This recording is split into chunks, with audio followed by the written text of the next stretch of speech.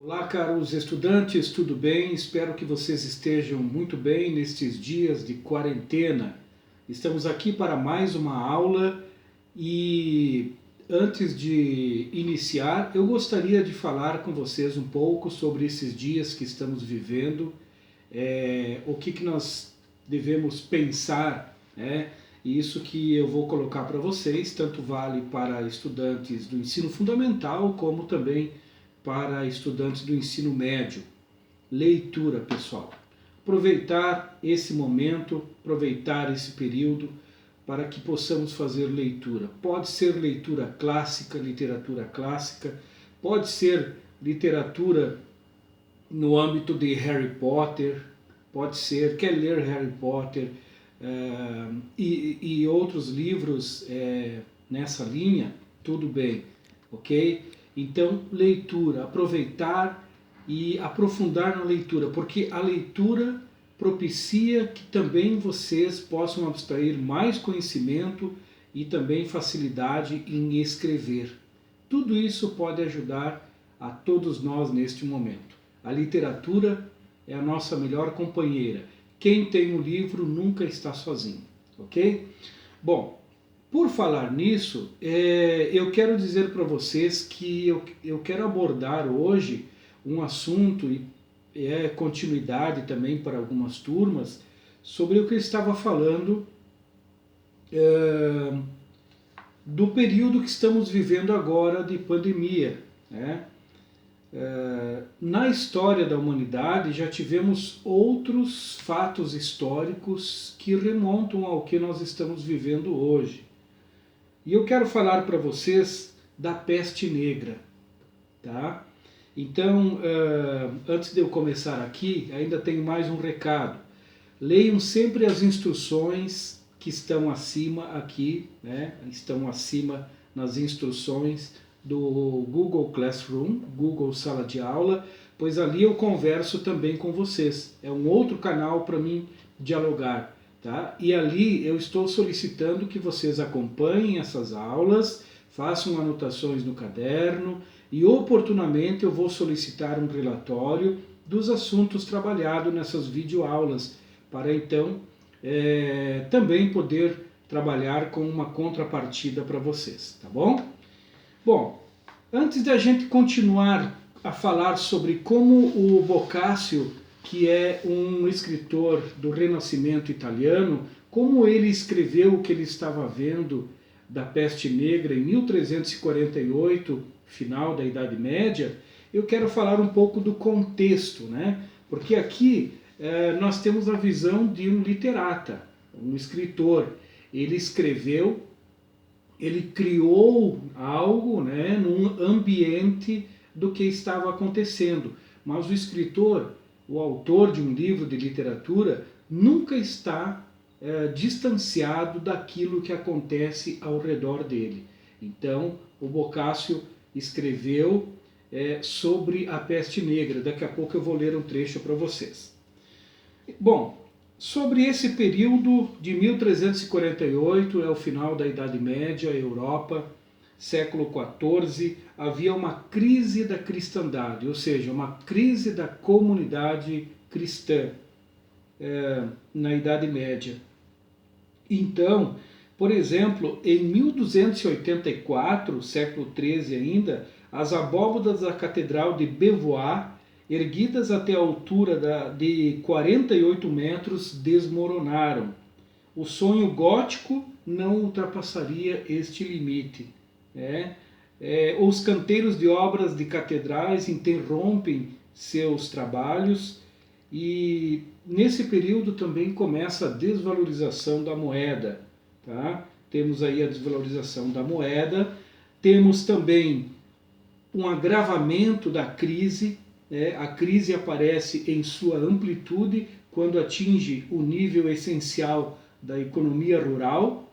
Em 1315 a 1317, uma série de intempéries provoca más colheitas, a alta dos preços, a volta da fome generalizada. Por exemplo, em Bruges, de 35 mil pessoas 2.000 morreram de fome. Então, além da peste negra, havia toda uma crise econômica, havia também uma crise nas lavouras, nas plantações, na colheita, né? Mas a crise é anterior ao flagelo da peste negra, que só fez exagerá-la, ou seja, a peste negra só veio a piorar as coisas. Né? Existe aí algum paralelo com o que está acontecendo no momento? Né? Vamos traçando esses paralelos aí, né? E justamente eu escolhi falar desse período justamente pelo que nós estamos vivendo agora no presente. Né? Então, a peste negra fez tudo isso piorar, suas causas devem ser procuradas no próprio âmago das estruturas econômicas e sociais da cristandade, ou seja, a comunidade cristã. Lembrando que nesse período da Idade Média ainda não podemos falar em relações capitalistas, né? Mas havia a economia que era gerada pelo trabalho dos servos nos feudos, né? A diminuição da renda feudal, as perturbações devidas ao emprego crescente da moeda nos pagamentos dos rendimentos senhoriais devidos pelos camponeses colocaram em causa os fundamentos de poder também dos senhores feudais. Outra coisa interessante, né, que eu falava agora há pouco para vocês, a curva demográfica, né? A partir de 1348, então, quando a peste negra assolou a Europa medieval, essa fez cair brutalmente a curva demográfica. Veja aqui que o historiador ao qual estou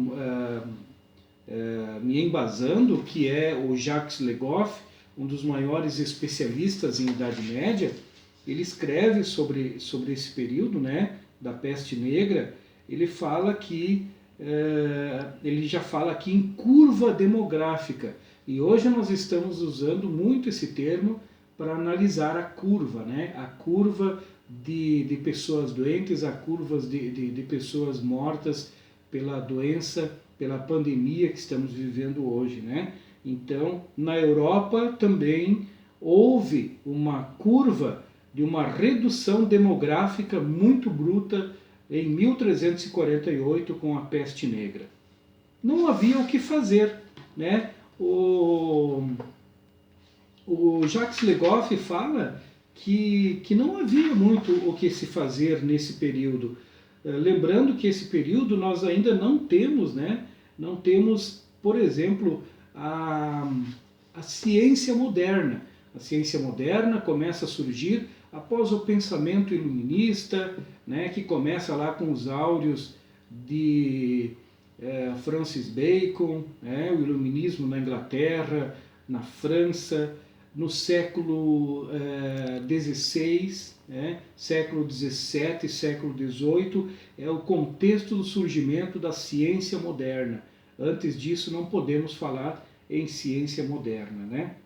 Então, sem dúvida, também a queda demográfica agravada pela peste diminui a mão de obra e a clientela, mas os salários sobem e os sobreviventes em geral ficam mais ricos, né? Ou seja, os salários sobem, as pessoas que sobrevivem à peste negra, elas ficam mais ricas, né? Em geral ficam mais ricos. Então, veja só também como que essa peste negra vai mudando toda essa questão demográfica, não é? Não havia muito o que fazer, não. Quem diz que não havia muito o que fazer é o Boccaccio. Então vamos a um trecho do que o escritor do Renascimento falava sobre a peste negra.